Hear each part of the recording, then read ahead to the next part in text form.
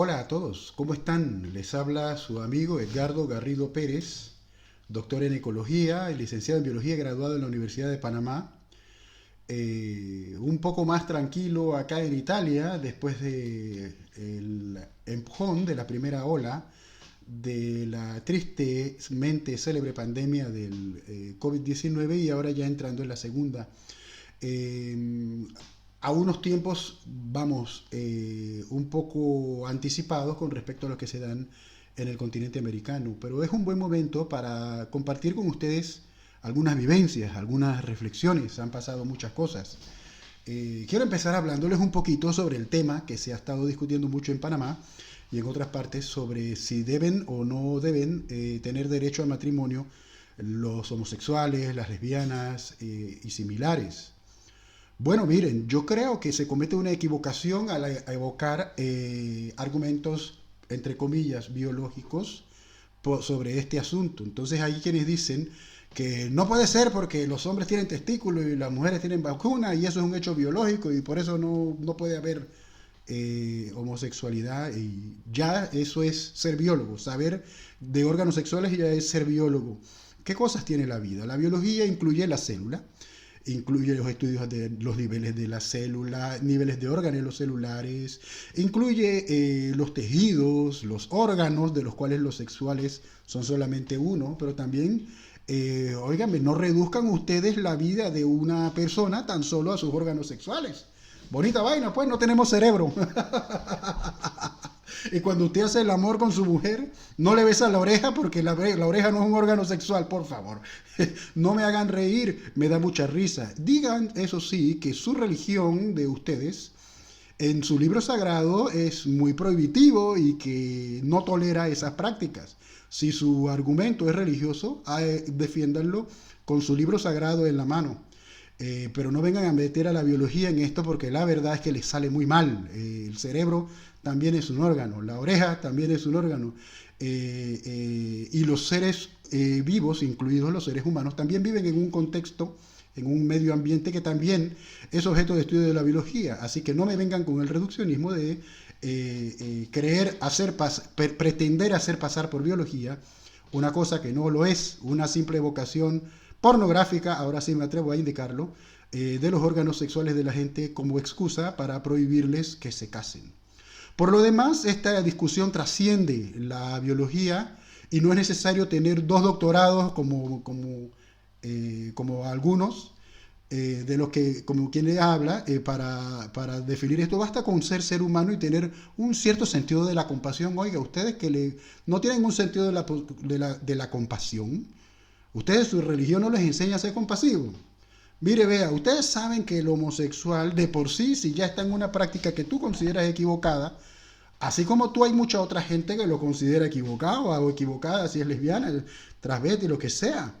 Entonces, así como tú lo estás excluyendo del paraíso, del posible derecho a tener una salvación espiritual, lo quieres excluir también de otros derechos. A ellos, a los homosexuales, a las lesbianas, los discriminan en la iglesia, los discriminan por la calle, los discriminan en el trabajo, en las redes sociales, los excluyen por todas partes. Y entonces a su padre, su madre también se disgusta con ellos.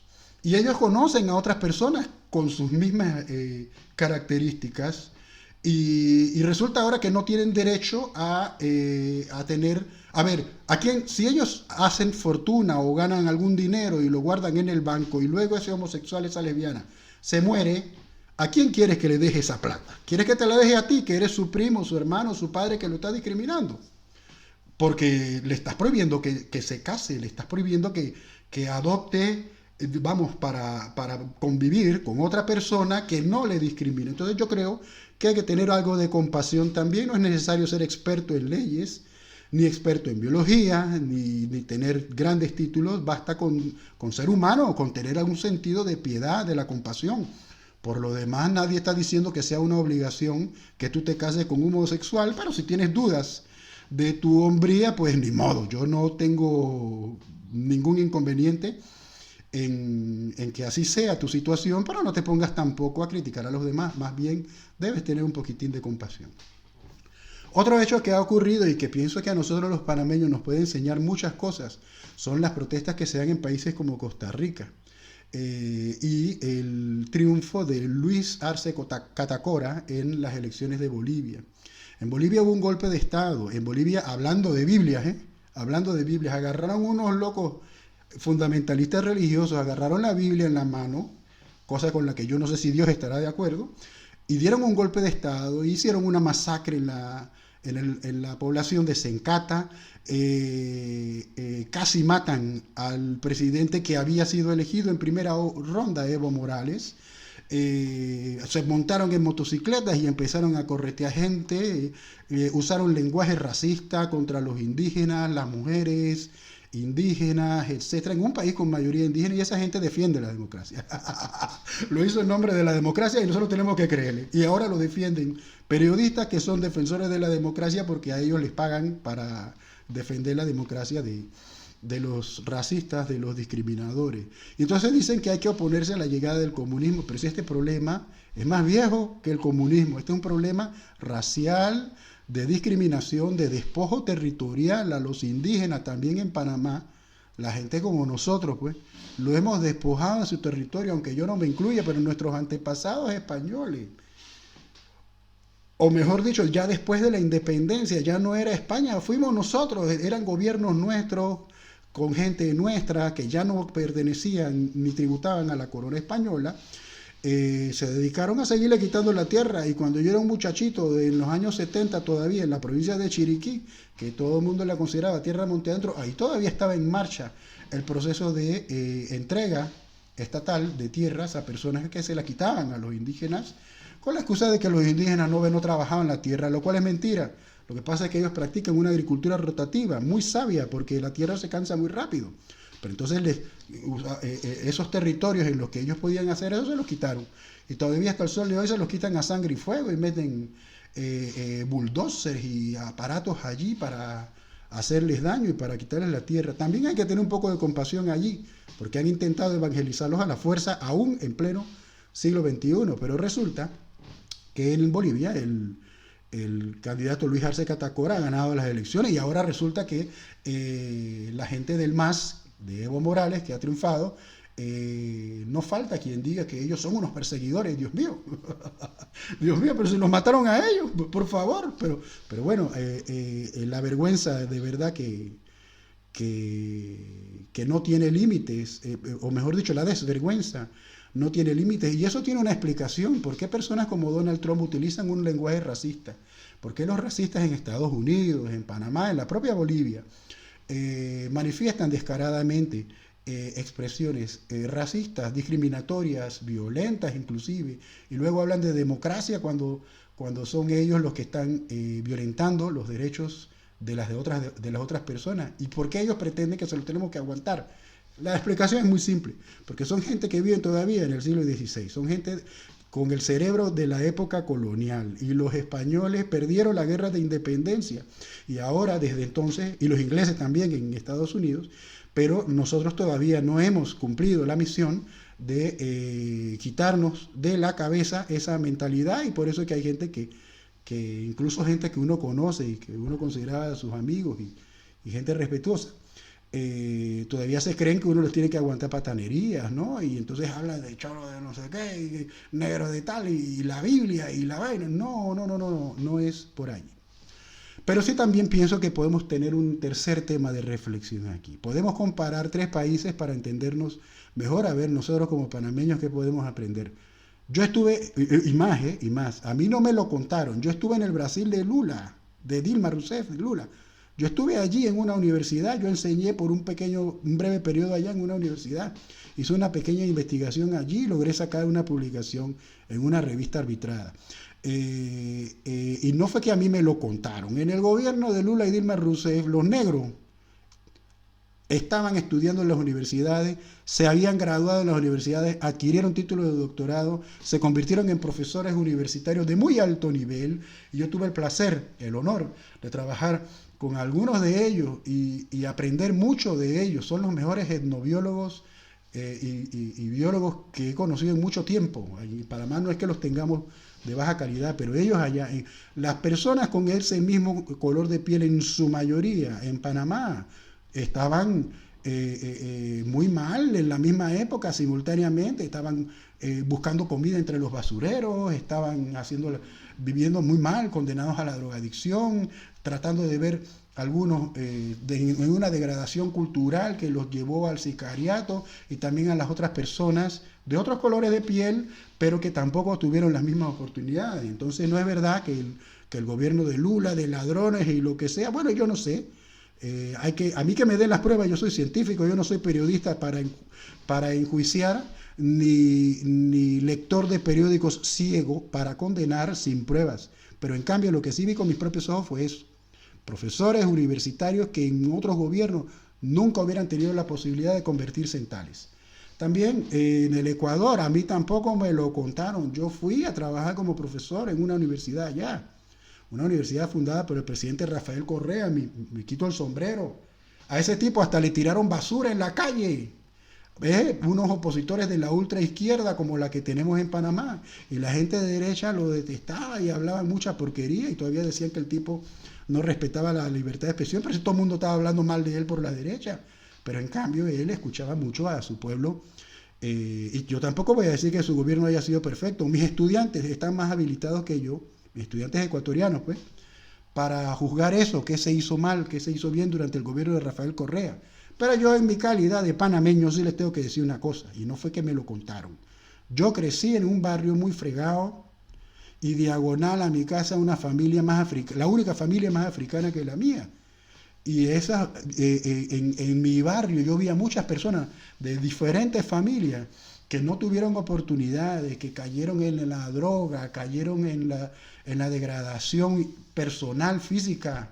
¿Cuántos de ustedes allá en Panamá no tienen algún amigo de infancia que jugaba con ustedes en la escuelita y que después se convirtió en piedrero? Ustedes no tienen corazón, ustedes no tienen un sentido de la compasión. Se convirtieron en piedreros, en gente dañada, otros ya cayeron en la delincuencia. Muchos hoy en día ya están muriendo sin atención médica porque no pudieron pagar un seguro social. A esos muchachitos, cuando eran niños, si alguien los hubiera tomado a una entidad como el Estado, la empresa privada no piensa en más que el lucro, hubiera agarrado a esos muchachos y los hubiera metido en gimnasios a hacer deporte, varios de los que yo conocí hubieran sido campeones de maratón, si no olímpica o mundial, por lo menos nacional. Otros hubieran sido campeones de carreras de velocidad. Otros hubieran sido excelentes boxeadores. Algunos de buena pegada y otros de muy buen estilo, porque a ninguno lo pude vencer yo. Por eso soy biólogo. Otros hubieran sido grandes deportistas, grandes beisbolistas. Hubo otros que se frustraron en su carrera beisbolística y hoy en día podrían ser buenos técnicos de béisbol, pero cuando los tienes abandonados la gente queda fregada, se va por un camino que les hace daño a ellos como personas. Y lo que yo vi en el Ecuador fue todo lo contrario. En el Ecuador yo lo vi con mis propios ojos. El gobierno de Rafael Correa, con su influencia izquierdista y también salesiana, ojo, en Panamá, la gente que le gusta hablar de Don Bosco y no sabe quién era Don Bosco, salesianos, tomaban a los muchachos que estaban en las ciudades, en esa proclividad a una vida difícil, sin orientación, los convirtieron a todos en deportistas y allá van a ver ustedes, mira cómo empataron a 2 goles con el Uruguay de Luis Suárez. Esos muchachitos que ahora ya son hombres de 20 y pico años, 30 y pico años. Entonces no es repitiendo las cosas que la prensa nos dice, diciendo que Rafael Correa es un criminal o no sé qué, que vamos a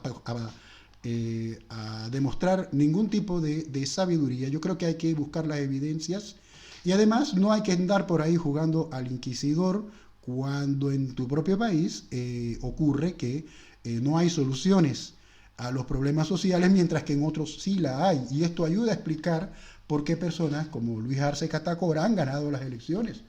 El propio Lenín Moreno ganó las elecciones por eso y fue él el que traicionó a Rafael Correa, que era su mentor.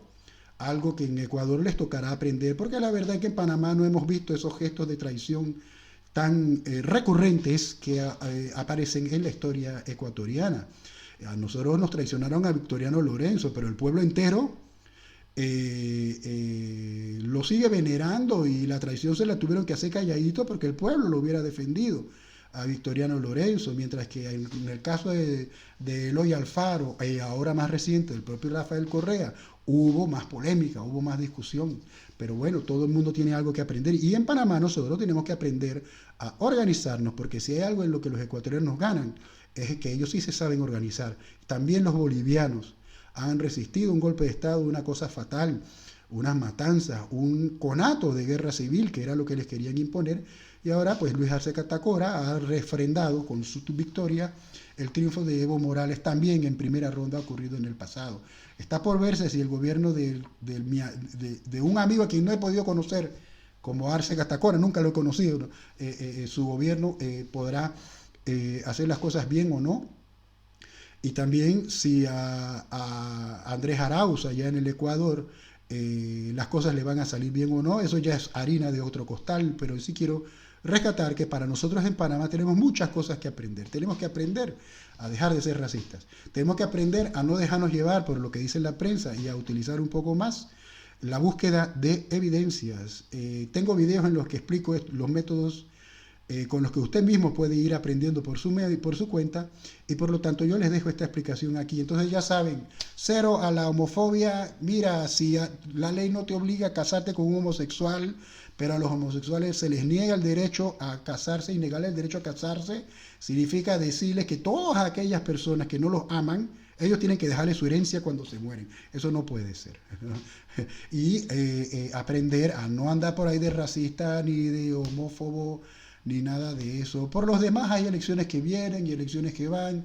Yo no sé quién va a ganar las próximas elecciones en Venezuela, pero sí espero que las cosas allá se resuelvan a las buenas y no a las malas como a algunos les gusta. Un abrazo fuerte y por favor sigan cuidándose, sigan manteniendo las reglas de sentido común de confinamiento voluntario hasta el momento en que sea posible, y cuando les toque salir a trabajar, por favor, guarden sus distancias, tal como los científicos ya se lo han explicado, porque esto del negacionismo no es cierto. Yo conozco personas que han fallecido, conozco personas que se han enfermado, que han superado la enfermedad. Leo con ya menos frecuencia porque se cansa uno la información científica donde explican cómo andan los tejidos pulmonares de las personas que afecta el coronavirus, cosa que no hacen los comentaristas de boxeo, ni de fútbol, ni de nada de eso, que andan por ahí de la noche a la mañana creyendo que nos pueden orientar sobre un tema tan delicado como una pandemia y cómo atenderse para prevenirla y para curarse en caso de que alguien la reciba. Entonces, para todos ustedes, por favor, todo mi aprecio y hasta la próxima. Esto es Ciencia Monte Adentro y nos estamos viendo. Chao, chao.